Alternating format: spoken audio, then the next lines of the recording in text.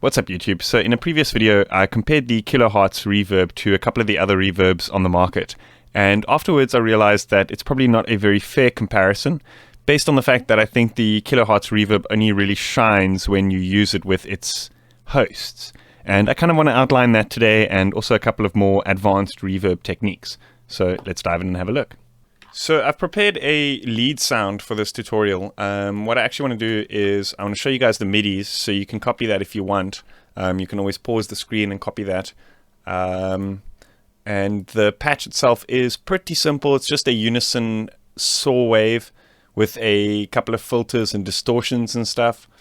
So I'll let you pause if you do want to copy that. I guess the kind of basis of the sound was just a lot of distortion, and then some more distortion in the effects and stuff.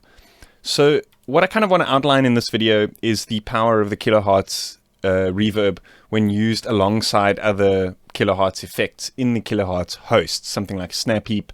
You can do it just sort of bare bones in Phase Plant, but I kind of want to show you guys the idea quickly, just with a basic sound that I've got here already. So this is the sound just dry without any reverb.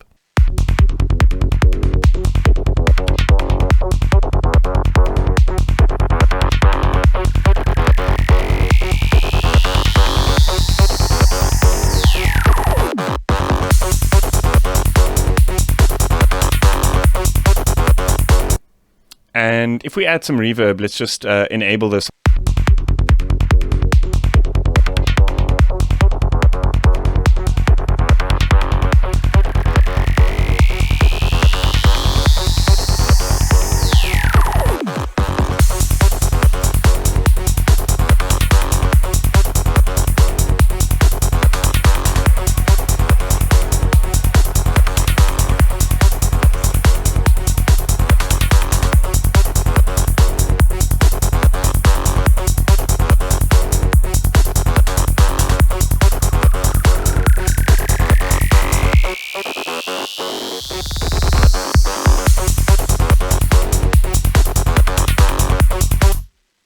So what's all going on here? This is basically a snap heap effect that I've kind of made. It's basically a rack of effects.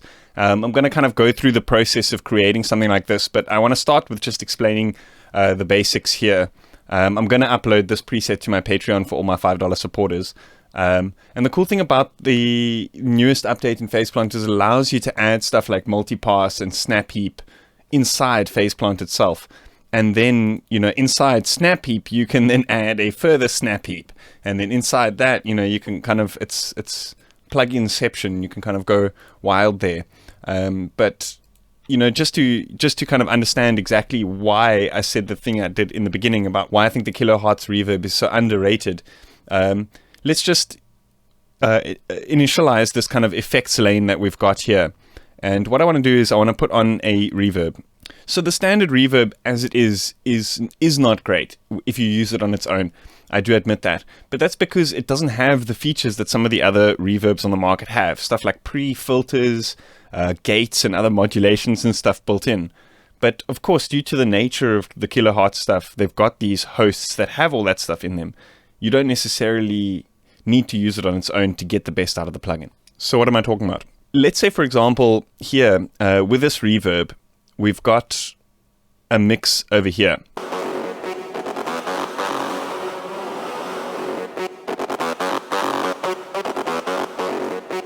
So one of the cool things that I like to do with reverb is to apply effects to the tail of the reverb. And it's not something that you can do within the actual standard reverb itself. However, if you put the mix on this reverb to full, you can then put effects after it here. Like let's say, for example, a filter. Let's turn it to high pass, give it a bit of a bump over there. What we're doing now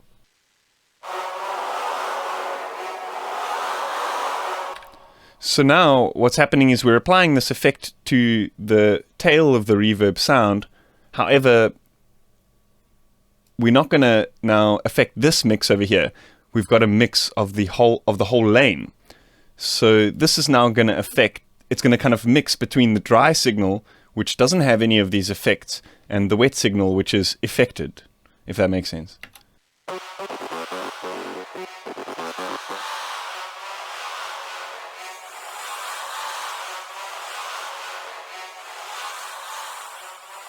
So of course we're not limited to filters. We could use stuff like Haas effects and stereo wideners and stuff.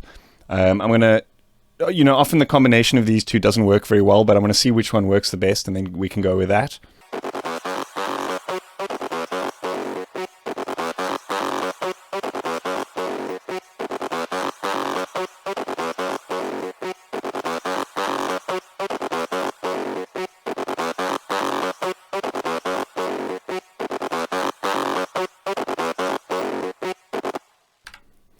So of course the lane in this effect doesn't actually have the ability to save preset, and that's why having Snap Heap that's why being able to load Snap Heap inside Faceplant is so cool, because it kind of gives you the ability to create these effects lanes and then save them, but also nest effects lanes inside effects lanes inside effects lanes, for example. So here what I want to do is I want to create a similar thing to what we had just now. Let's say create a reverb. Let's put the mix on full. Create some filters here. What else did we have? We had a filter going like this.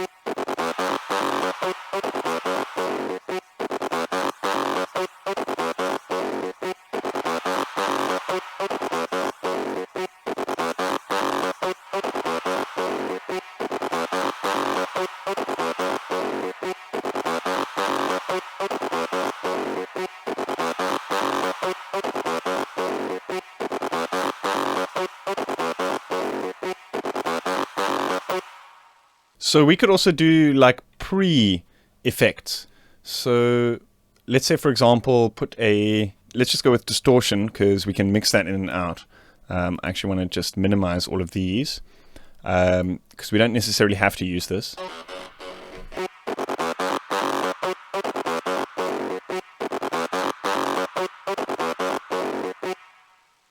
Okay, so now I want to discuss that smear effect. So what I want to do here is I want to add in another instance of Snap Heap inside Snap Heap here.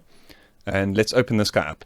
So the idea of the smear effect is using this pitch shifter to create a kind of granular kind of sound and then mix it in with the original. So I just want to show you guys what this sounds like. So to best outline this, it's probably going to be easiest to mix this all the way.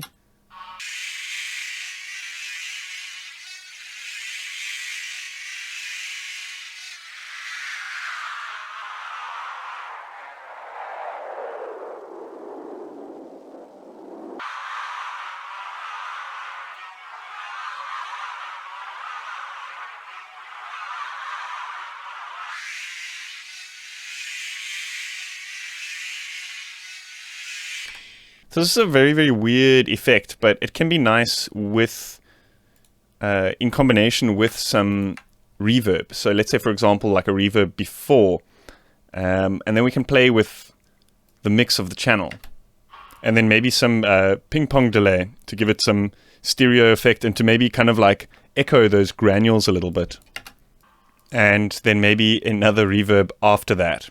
So we're just basically just going wild here. We're just smearing the hell out of the sound to create like granules and all sorts of noisy stuff. And then we're going to mix it in again. So the idea here is to create a macro on this mix of this channel here. And we can call this smear. So I guess you could do this inside the other Snap Heap, but I want to actually save this as its own Snap Heap preset. just so you can use it outside of the reverb. You don't necessarily have to use it just on the tail of the reverb, although it does kind of sound the best in these contexts.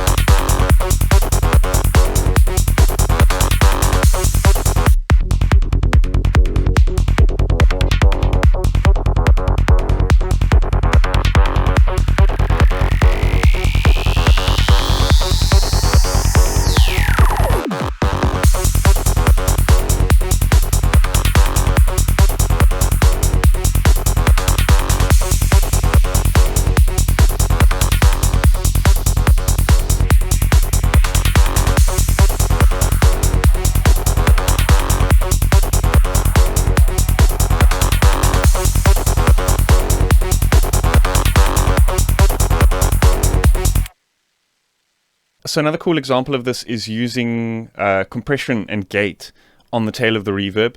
And one cool thing about the snap heap is you've got this envelope follower, and you can actually set an external input. So you could, for example, have a sample being triggered that's then triggering an envelope and all sorts of weird things. But I'm going to get into a little bit more advanced techniques in a following video. So yeah, definitely stay tuned for that. I hope this gives you guys enough examples for something like, just quick reverbs. But, I think the simplicity of the kHs Reverb, now that I'm using it in this context, it's actually starting to shine, and I'm actually starting to see why the simplicity actually rocks. So yeah, let me know what you guys think in the comments. A big thanks to IDM Mag, proud supporters of the dance music scene and my channel.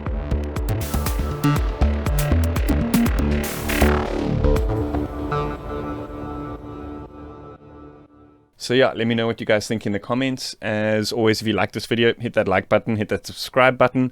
Oh yeah, I'm going to be posting these presets to my Patreon for all my $5 supporters. So if you want to know what that's all about, check out the link that's going to be on the screen right now. Yeah, see you guys next time. Cheers.